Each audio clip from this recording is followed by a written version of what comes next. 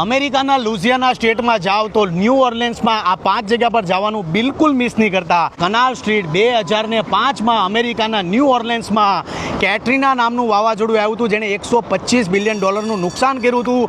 હજારો લોકો એક્સપાયર થઈ ગયા હતા. અને આજે 20 વર્ષ પછી આ જગ્યા તમે જુઓ, આનો વિકાસ તમે જુઓ.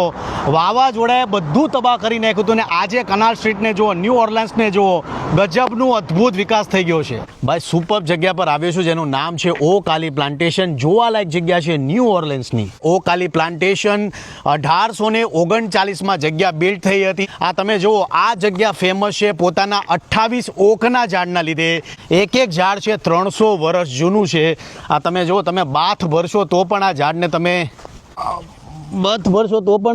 આ ઝાડને પકડી નહીં શકો, એટલું મોટું ઝાડ છે. એક એક ઝાડ 300 વર્ષ જૂનું. એની તમે ડાળીઓ જુઓ, આ જેવી નીચે આવે છે, આટલી મોટી ડાળખીઓ છે. અને અહીંયા ચોખ્ખું લખેલું છે કે તમે આ ડાળખીઓ પર ચડી ન શકો.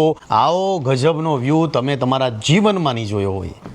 આ જેટલા ઝાડ છે આ સાઈડ અને આ સાઈડ મળીને ટોટલ 28 ઝાડ છે. આનું જે પ્લાન્ટેશન છે એ ગુલામો દ્વારા કરવામાં આવ્યું હતું.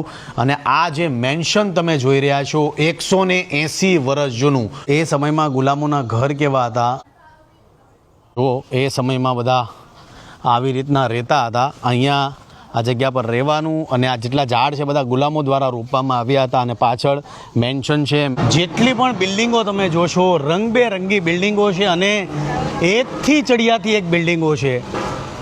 કેફે જે ઇન્ટિરિયર, જે ગુજરાતની અંદર ઇન્ટિરિયરનું કામ કરે છે, એ લોકોને જીવનમાં એક વખત એટલીસ્ટ એક વખત ન્યૂ ઓર્લિન્સની અંદર આવવું જોઈએ કે કેફેનું વર્ક તમે કરાવવા માગતા હો. સારા ઇન્ટિરિયરો છે એની વાત કરું છું કે તમે ઇન્ટિરિયર છો તો જીવનમાં એક વખત લુઝિયાના સ્ટેટની અંદર ન્યૂ ઓર્લિન્સની અંદર જરૂર આવજો.